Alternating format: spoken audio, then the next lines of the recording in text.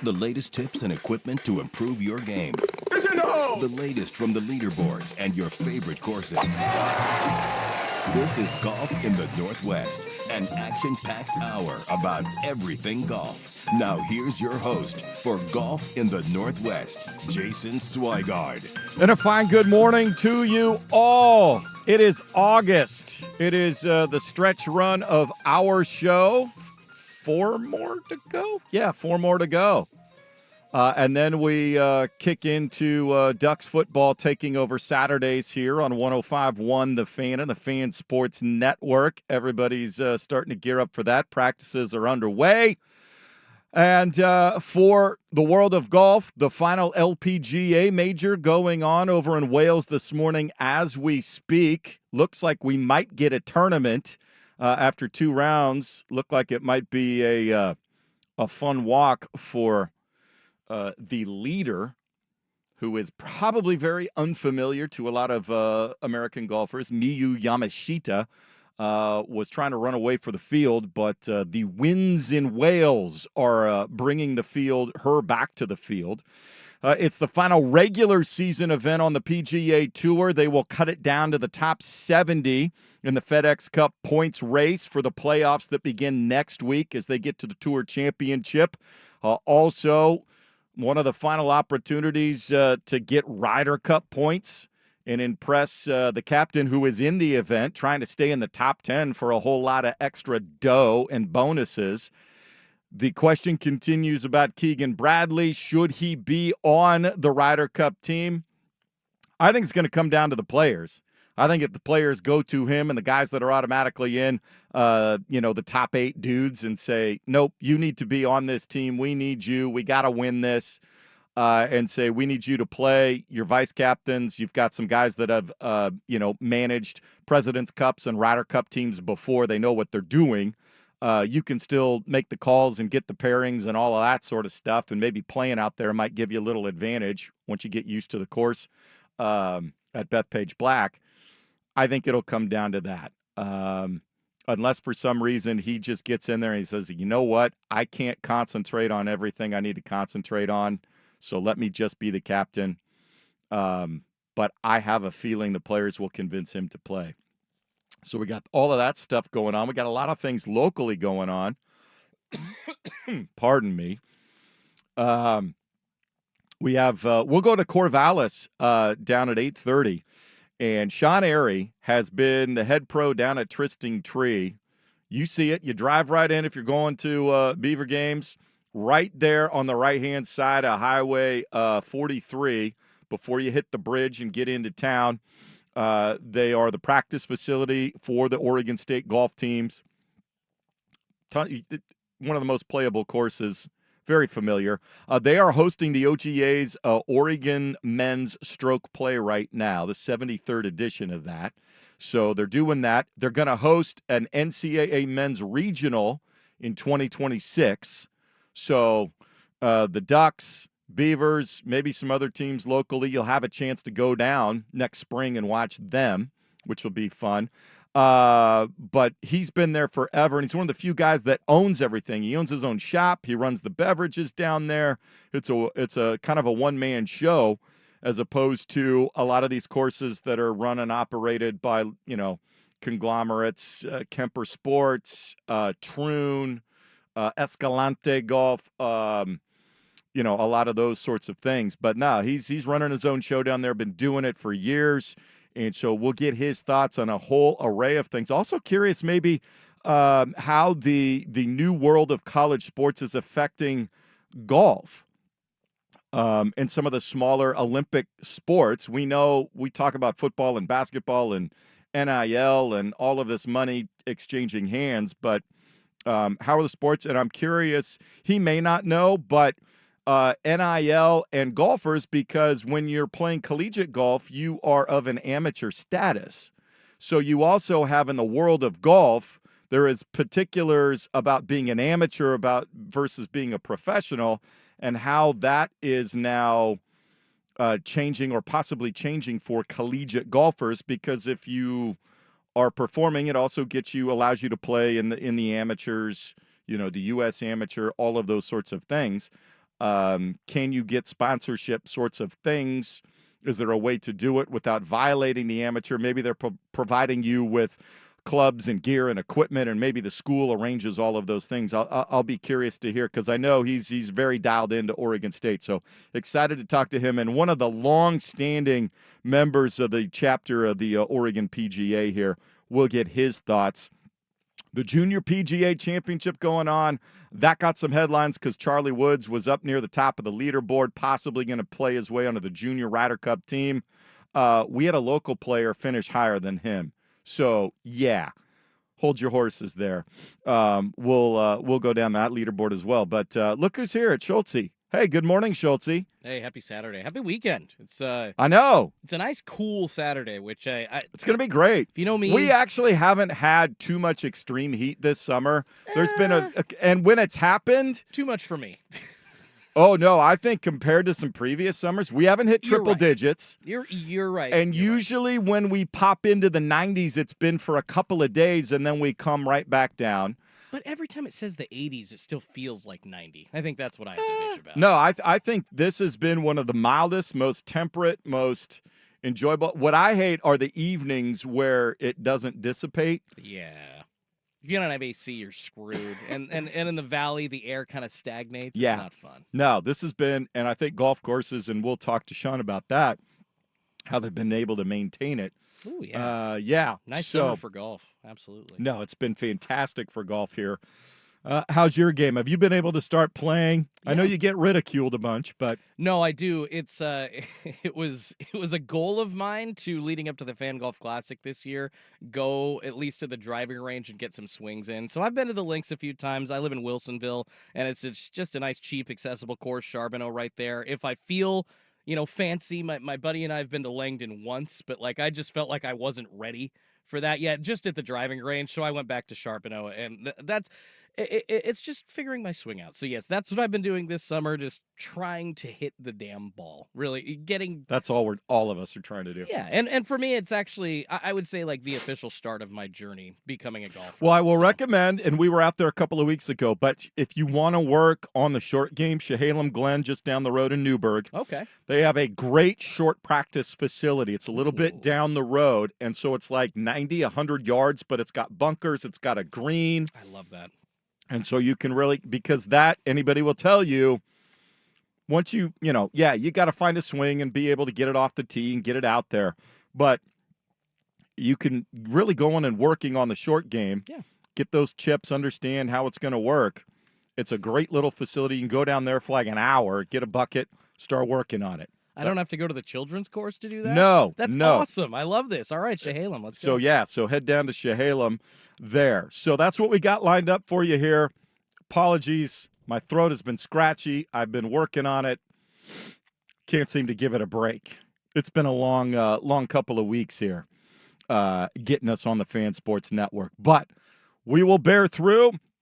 So let's get started like we always do and go inside the ropes. It's time for an insider's look at the leaderboards, the latest on all tours, plus local golf events and the latest news. This is Inside the Ropes, part of Golf in the Northwest. All right, we have three tours we are following. Champions Tour is off. They had their major last week over in Great Britain, so they will work their way back to the United States. But the Korn Ferry Tour, starting to wind it down. They are getting close. And again, this year, with all of the changes coming to the PGA Tour next year, only 20 cards on the line for guys on the points list. And this is event 20 of 26. It is the Utah Championship presented by Zions Bank and Intermountain Health. One of the longer-standing events there in Ogden, Utah, the Ogden Golf and Country Club, just a par 70, only 7,100 yards at elevation, and the guys are tearing it up.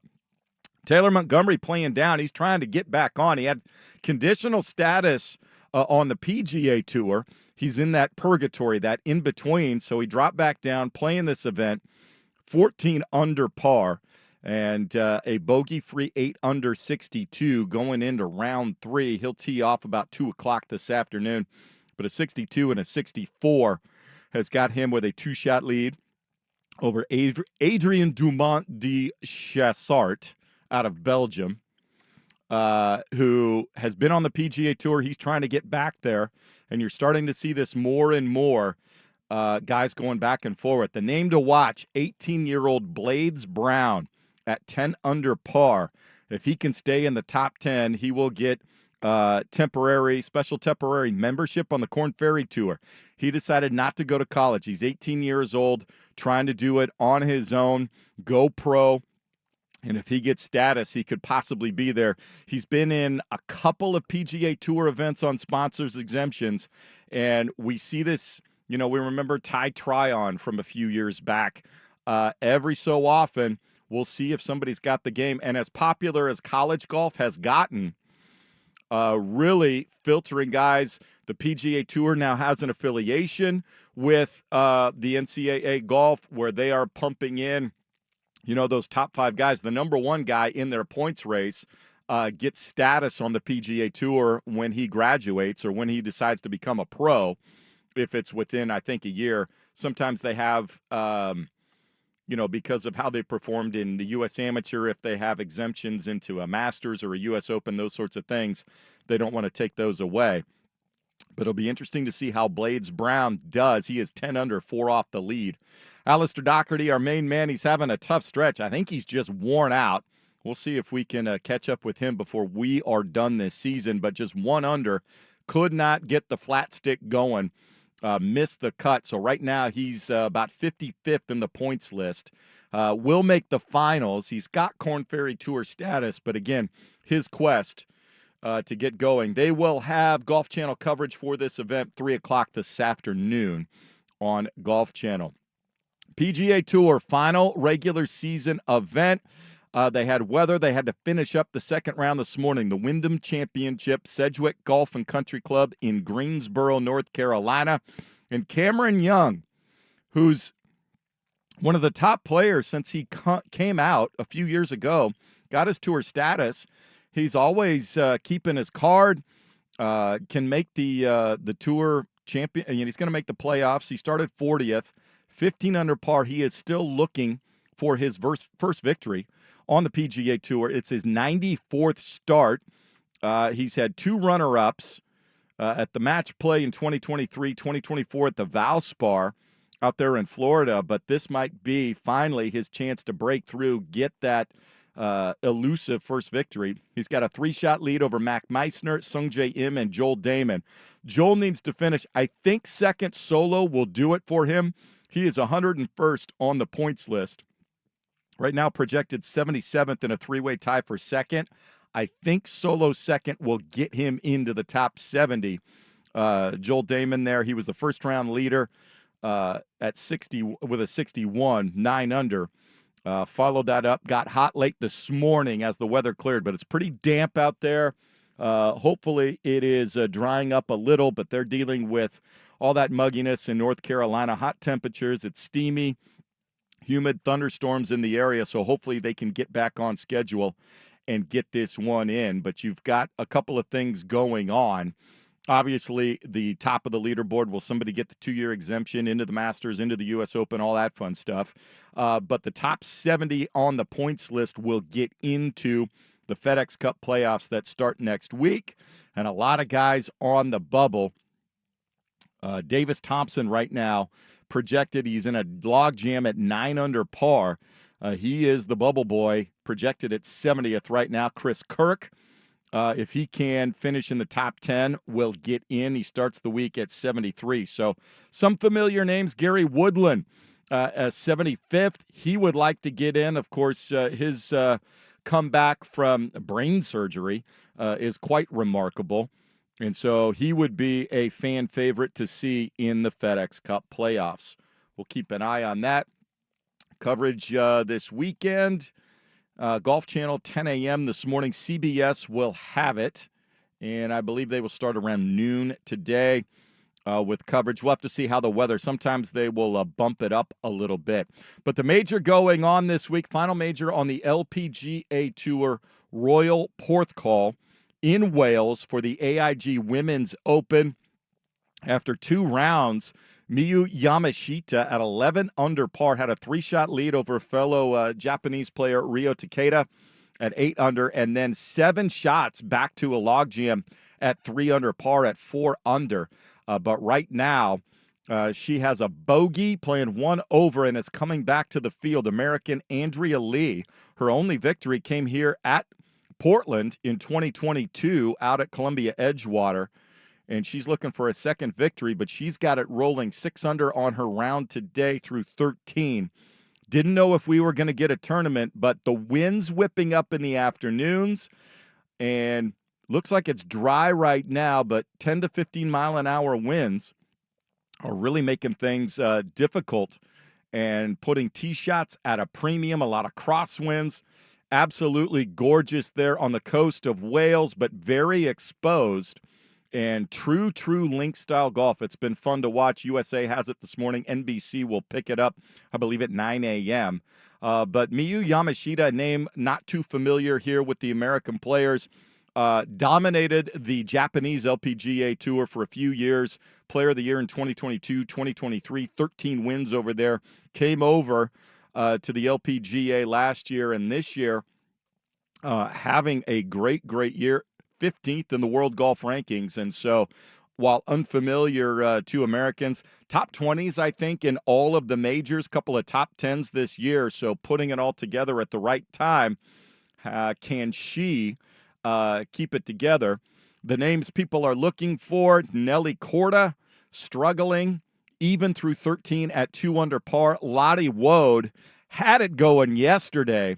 The 21-year-old English woman who won the Scottish Open in her first professional start on the LPGA Tour last week. Tried to carry it over, but a triple bogey on 16 brought her back to 2 under. And so 2 under also. Anna Nordquist is right there. Minjee Lee, who won a major earlier this year. Lindy Duncan, we'll hear from her. Journey player on the LPGA Tour, trying to break through, get a big victory, her first major there. So really an interesting leaderboard, but right now up at the top, it's about Miyu Yamashita. Can she keep it going? Had a 7 under round yesterday that was quite amazing and remarkable in the conditions, and Andrea Lee, the American, trying to chase her down. Charlie Hole in with a 6 under this morning. So that's where things stand as we are in the middle of round 3 for the final major of the season. We'll come back, little audio from the women, some of the top names, and on top of the leaderboard there. And then at 8:30, we'll go down to Corvallis, Tristan Tree, and longtime head PGA professional Sean Airy. Just getting it going here. Glad you're with us on this first Saturday of August. It's Golf in the Northwest on 105.1 The Fan and the Fan Sports Network. Time is ticking.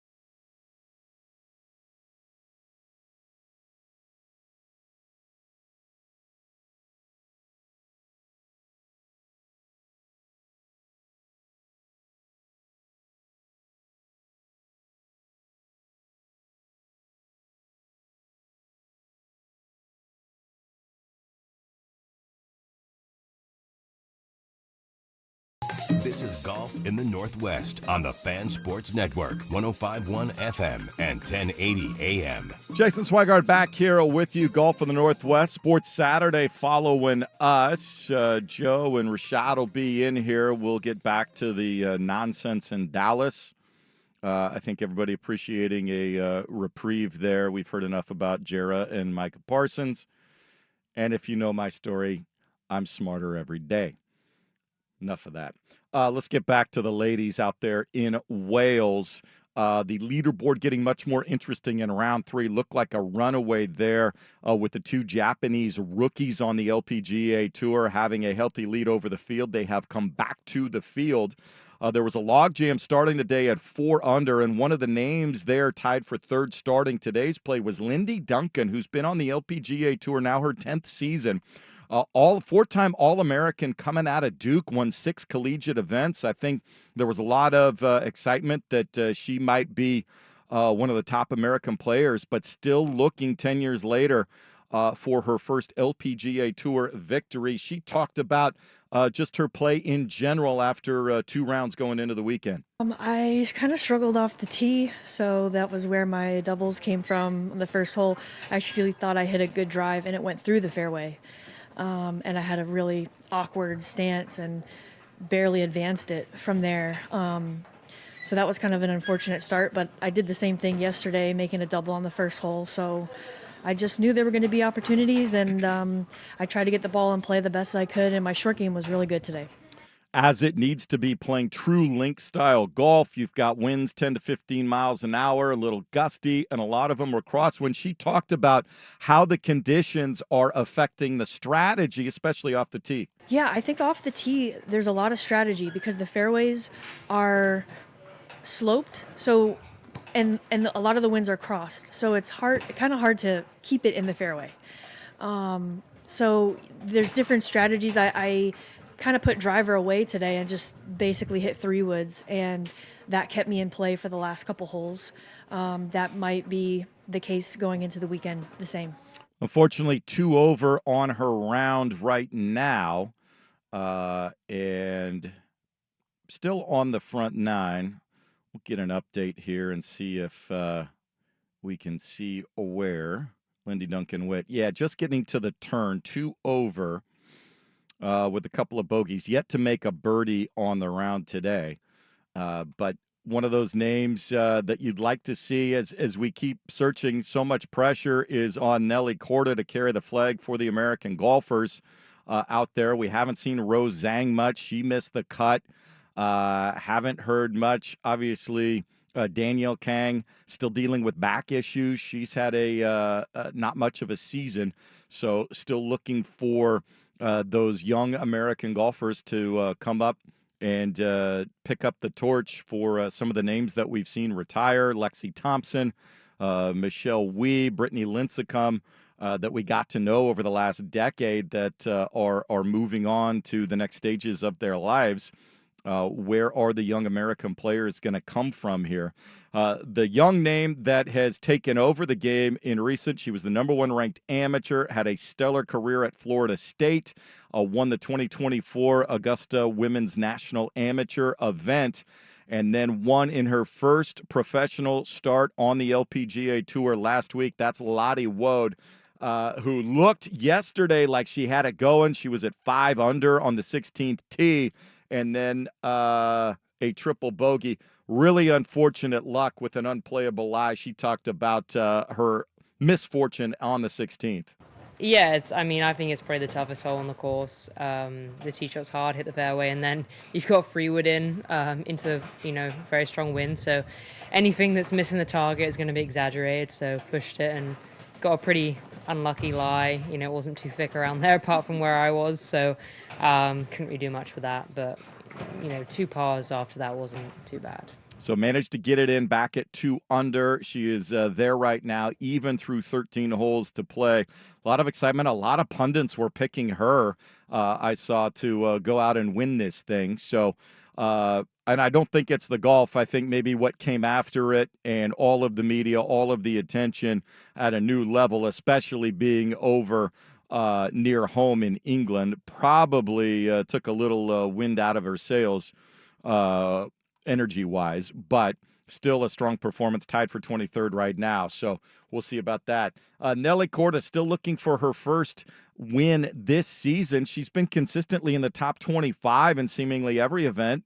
13 consecutive cuts made, but can't seem to get it all dialed in. I think a lot of it has come down to putting. She talked about her second round. Honestly, just really didn't capitalize on anything in the calmer conditions in the morning on the front nine, and then it kind of got really windy on the back and made a few more mistakes, but bounced back with some birdies. So overall, I mean, I'm not going to complain with even par.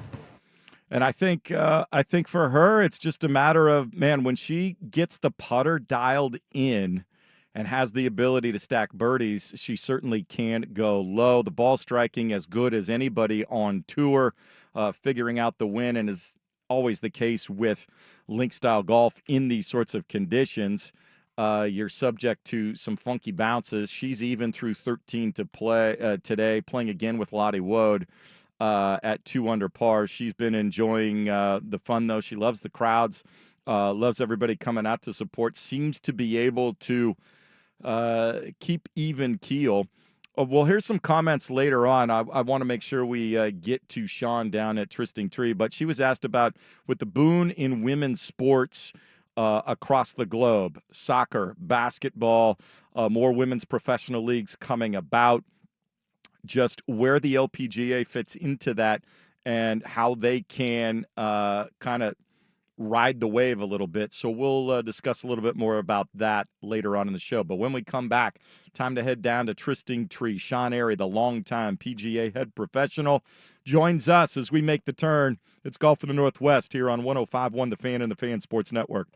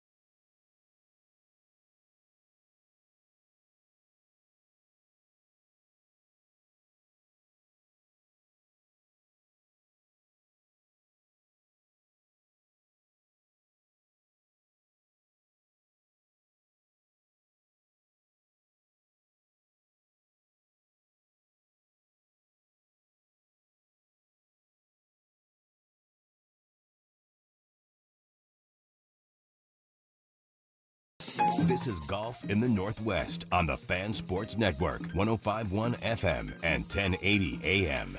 Jason Swigart here with you, Golf in the Northwest, as we wind down the month of August, our 4 final shows of the season before college football kicks in. Many of you will be heading down Highway 43 to Reser Stadium this season to see the Beavs in action. And as you do, as you drive right by, you'll go right by Trysting Tree Golf Course. Go, oh, yeah, I see that golf course all the time. Well, that's where we head now.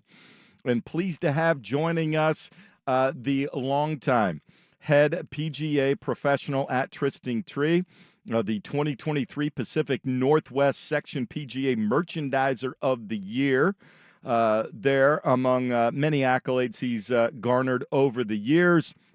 a fixture in Corvallis. Sean Airy, good morning, sir. Thank you so much for joining us. How are conditions there in Corvallis this morning? Well, Jason, thank you for having me on this morning. It is absolutely a perfect day for golf out here at Trysting Tree. Well, and you've got, as we mentioned earlier, the 73rd Oregon Men's Stroke Play Championship going on. This is one of the bigger amateur events in the state of Oregon. The OGA putting this one on, and a little bit of history in round one with a course record performance. Yeah, one of our locals, one of our teams, Oregon State men's player, Colin Hodgkinson, had a wonderful round of 62 yesterday. Absolutely a perfect round of golf, and the golf course wasn't set up easy. I know what Brent did for the tournament, and how he set it up. It was fairly close to what we did last year. Ryland Johnson actually shot a 62 last year in our men's golf invitational for Oregon State last October, and shot 62 as well. And that was only about 100 yards longer than what we played yesterday for the men's stroke play. So, yeah, it was really an exceptional round of golf, because really a strong field, and he shot 62, and the best score posted after that was 68. So a phenomenal round of golf. Yeah, they've got another round today.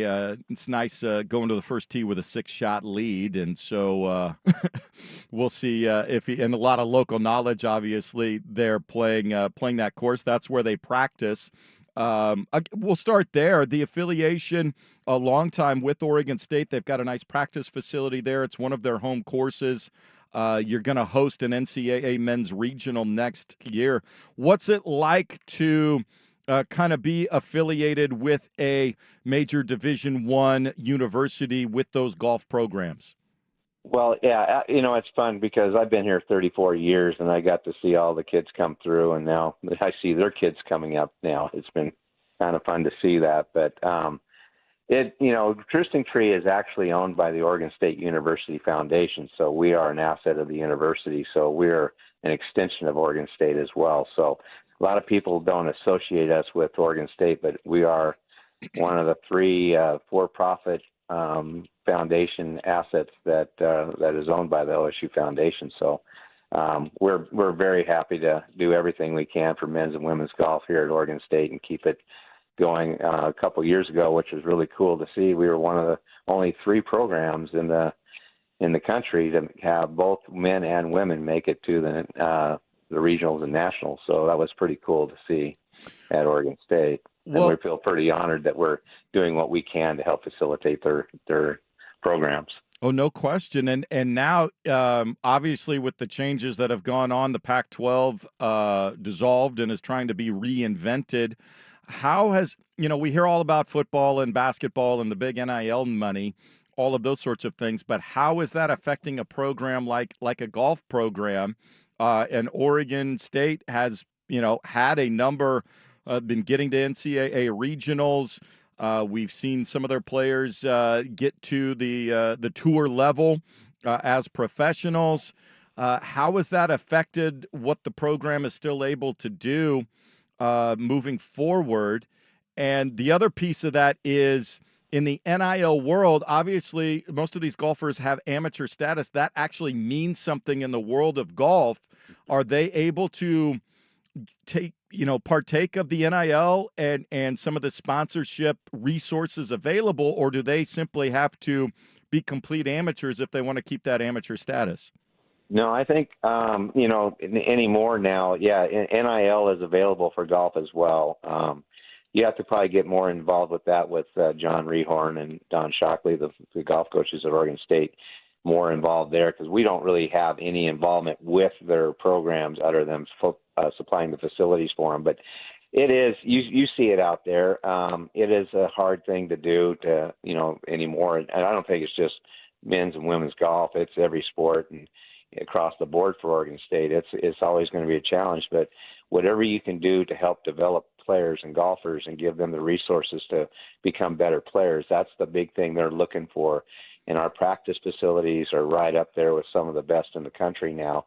That when Dan Hickson came in and remodeled our golf course in 2016 and 17, that was one of the key focuses of creating a better, more high energy, high impact practice facilities for these golf programs to get the players to come in so they can elevate their games to the next level and give them that opportunity. And that's what we've done with the remodel and the design of the practice facility. So that is what we can do for them. After that, my hands are off on when it comes to NIL and what we can do for them to, give them the resources. So I don't have an answer on that one, but other than we're just giving them the best experience they can to make their games better. Chatting here with Sean Airy, who's been a PGA professional since 1988. You've been down at Trysting Tree for 30 years now as the head pro. The Oregon chapter PGA Player of the Year in 2010 and 2011. So still, you speak from experience when you get into instruction and helping everybody out. I know you have, in addition to the actual golf teams, a lot of the athletes at Oregon State, football players, basketball players, volleyball players, have gotten into the game of golf through your tutelage. What's it been like when you get a Division I athlete, somebody that's truly athletically gifted? How is the transition when they want to take up the game? Yeah, I've had a number of the athletes come through here when I got here in '92. Brent Berry was one of the first guys that was out here on a regular basis, and everybody knows Bones. But, Bones. Brent was a regular fixture out here. It's been a long history of, a lot of these kids come through and become golfers outside of their sport, and we have a resource for them. And that's one of the things when we built Trysting Tree Golf Club in the 80s, Nat Justina had a vision for the university and for this community of Corvallis when he built it to help elevate Oregon State as a university for the students and for the athletes and the community of Corvallis. So it has helped in that regard. And then since Nil has kind of come through, we've kind of created a program with the athletes, the varsity athletes for all the programs, that now that we can't compromise the athlete or the program by giving them free golf or anything like that, which we had to be very careful for doing anything in the previous times before Nil came around. Now we're able to do something like that. And a couple of years ago when Jonathan was coaching for us at Oregon State, and incidentally, Jonathan Smith was a football player at Oregon State who worked for me in the summer, his freshman and sophomore year, and then behind him was Derek Anderson following his footsteps. I've seen And Derek. So He can rip DA it. spent a lot of time in here in the pro shop on Mondays after football games, and so we've had a lot of experience with the athletes. Baseball has been a big following. Darwin Barney and Mitch Canham and all those guys back in the 07, 08 teams that were so great. They spent all their per diem money on Monday after they made their road trips and came out and played golf on Mondays. Rented cars and played as much golf as they could. So the golf course has been a great resource. And now that we can do things for the athlete, it has now been, those guys are coming out on a regular basis, on a space available basis. They get to play golf out here. And now it's become quite a community of getting these kids. And a few years ago, when Jonathan came back to Oregon State, he remembered his roots out here, and he thought about, let's bring the recruits out here and their families in the summertime when we're recruiting and show them Trysting Tree. And a lot of these kids from the inner city have never seen a golf course before. And next thing you know, they get hooked to the game, and they come out here and start to want to really learn the game because they don't get that access, and it's affordable to them now. It's not overly expensive when they do it the way we're allowing them to do it. So it's been a good resource for the athletic department as a recruiting tool, as a kind of a bonding tool for the athletes. And then also it's a learning tool for them to give them a resource and a skill that they can take beyond their school and their athletic days and in whatever sport they're in. Well, no question. And whether or not they make it to the professional ranks or they continue in the sport in some fashion, that golf is going to be involved in fundraising and networking and celebrity sorts of things for them. So certainly a good skill to have. The other piece of the puzzle for fans, for Beaver fans, you own and run your own pro shop. You've won awards for that, but you're able to do some signature sorts of things. So if Beaver fans love playing golf, they need to venture down there because you have some specialty items maybe for Beaver fans that you're not going to find anywhere else. Yeah, my son Hogan, he's kind of following in my footsteps and hopefully taking over for me here in the next year or two, keeping the tradition going at this pro shop and the golf course. But he's changed the way we market the pro shop in our Beaver, and we have a Beaver golfer, which we call our walking Beaver, but we call him Birdie now, and he's kind of got a nickname, Birdie Beaver, the golfing Beaver. And so it's our new logo. It's not the Oregon State Beaver, but we're kind of symbolic too, obviously with the school, and it represents Tristan Tree, and there's a lot of neat things we're doing there. Corvegas is another nickname that we have in Corvallis, and my son's kind of used that line and created some merchandising around the Corvegas theme with the Beaver, the Birdie Beaver too as well. So it's we're having some fun with it, and he's making things a lot more interesting, and buying things that when I look at the invoice, I said, "What are you doing?" And next thing I know, 12 pieces went out in the first week. I said, "Okay, you know what you're doing, so I'll let you keep going." So, yeah.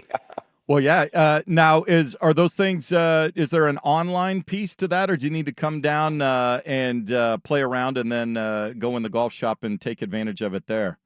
That's from old school to new school. My son's the new school. I'm the old school. So I do it the old school way, but he's working on the process now of going into online purchasing. We haven't quite established it yet, but we are working on that model at this point to where we can take a dozen pieces that he's developing and then putting that on an online basis. So we're getting close. We're not there yet, but we're almost there. Hopefully in time for that Christmas shopping for the Beaver golfer and the family there. As for the course itself, obviously hosting one of the premier local amateur events. You're getting ready for an NCAA regional next year. For those that want to come down, and that's a nice thing, open to the public. Get your tee times early. But for people coming down, how has the course been? How has this year, especially this year of predictable, no extreme temperature or weather issues, this has been one of the mildest, most controlled years weather-wise I think I can imagine, and most courses are as dialed in as they've been in maybe the last 5 years. Yeah, our golf course is always in tremendous shape. Pat Doran, who's our superintendent, he's been here since the course opened in '88. He has absolutely a perfect pulse to the golf course. So it is playing really firm, really fast right now, and it's a lot of fun. This golf course, we get kind of a bad reputation of saying it's pretty wide open and pretty benign and pretty easy, but you give us a week to 2 weeks and we can turn the screws up a little bit and tighten it up, and the golf course no longer becomes a cupcake facility.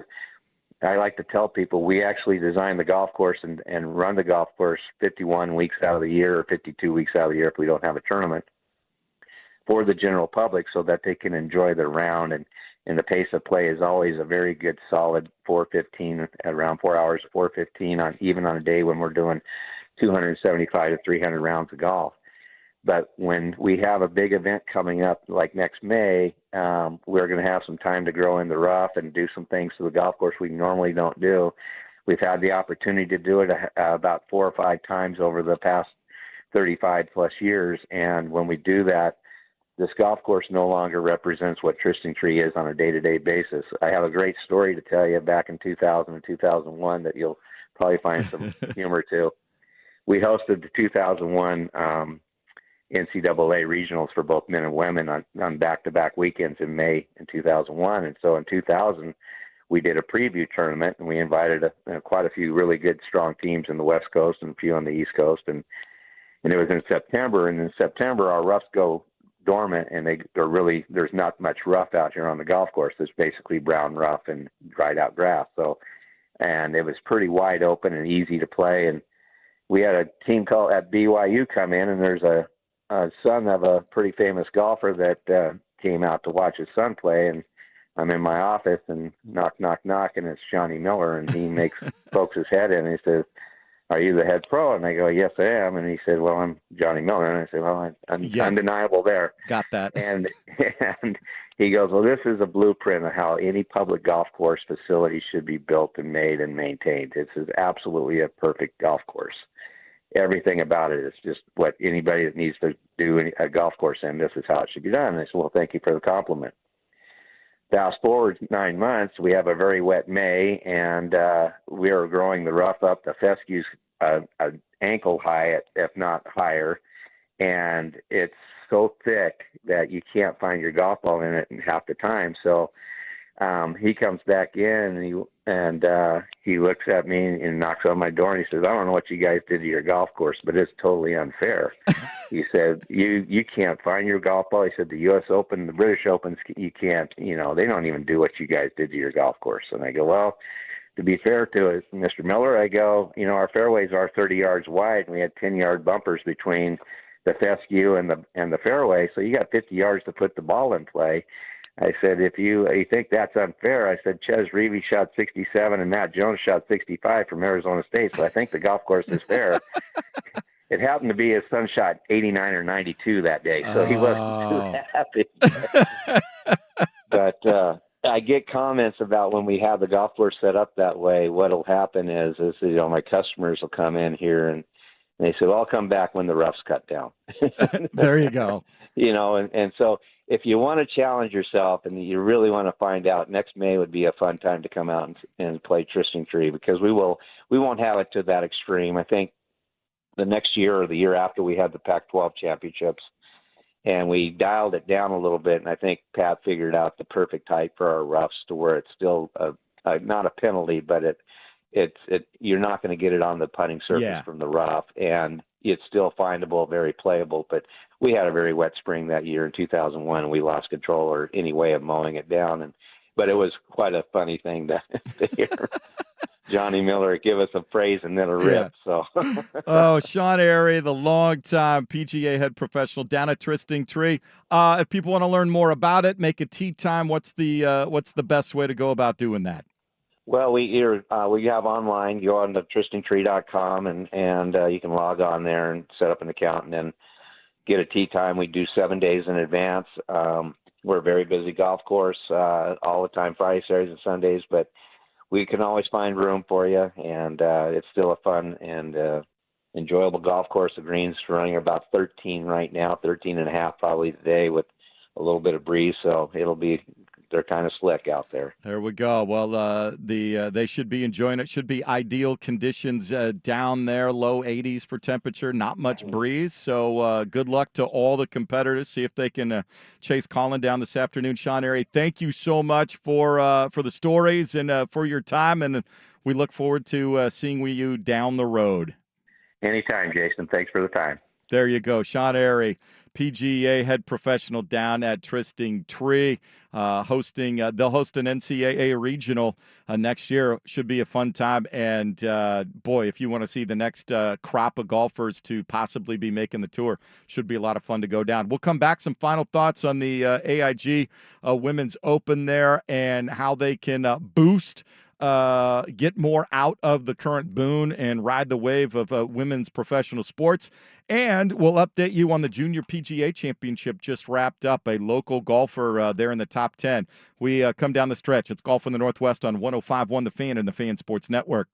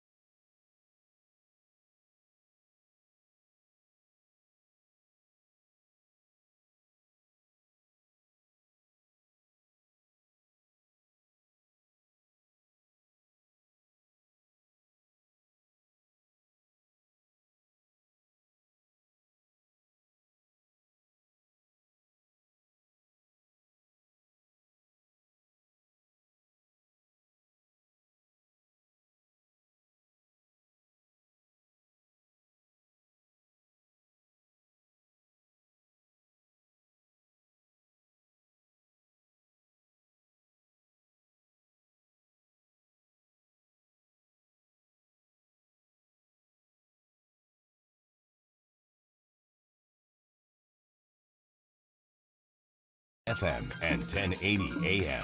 Wrapping things up here, Sports Saturday boys will take over for us at the top of the hour. Get you all geared into NFL season to recap the Major League Trade deadline.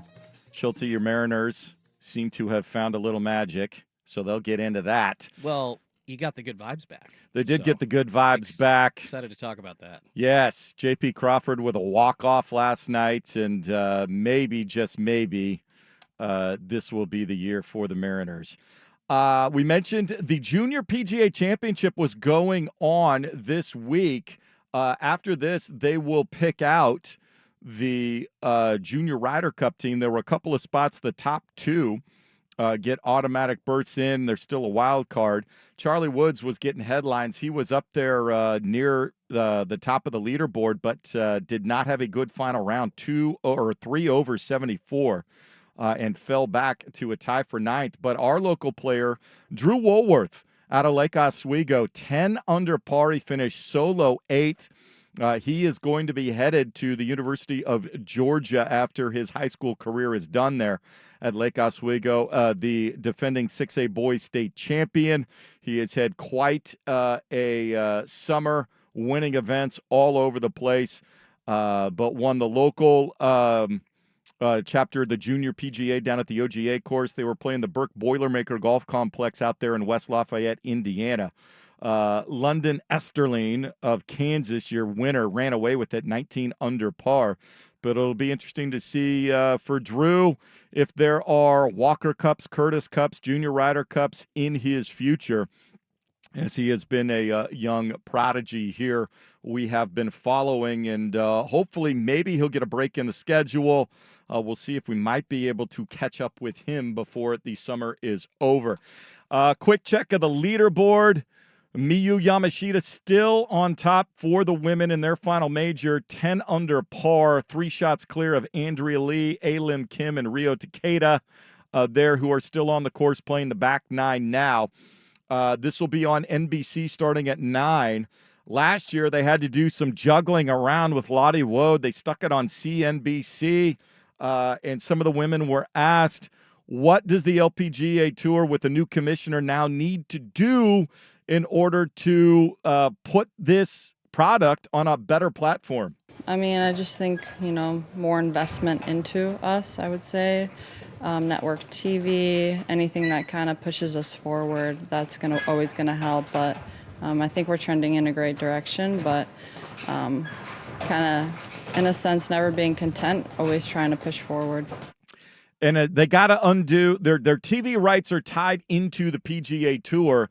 And so with Golf Channel, they're always going to be after not only the PGA Tour, but the Champions Tour. And so they need to find their own way that puts them on their own platform, whether it's more early round coverage on ESPN Plus or another affiliate like that. They need to find ways to push things out there. There's some sports where you need to be able to trip over it. The MLS figured this out. They went all to Apple TV. I don't think they like it in terms of exposure. While the money might be better, the fact that you could see the Timbers and the Leagues Cup matches on FS1 on Wednesday, again tonight, late night, you're going to get a lot more random eyeballs looking for sports coverage. If it is easy to find for sports like this, you got to make that happen. And I think that's one thing. The early round coverage, Thursday and Friday rounds, they're not tape delayed. They're not on stream only, those sorts of things. You got to allow people easy access, easy to find, and stick it on a screen in front of them. And I hope they do that because it's such a great product, and it will be here in just a couple of weeks for the Portland Classic out at Columbia Edgewater. We'll have more on that after they get back from across the pond. That'll do it for us here on this Saturday afternoon. We'll be back next Saturday. Thanks again to Schultz. He'll be in with the boys coming up next. Joe and Rashad out there waiting to get in. We'll see what they want to dig into. We'll talk to you next Saturday. Thanks again to Sean Airy down at Tristing Tree for taking some time for us as well. That'll do it. Until then, I'm Jason. Hit 'em straight.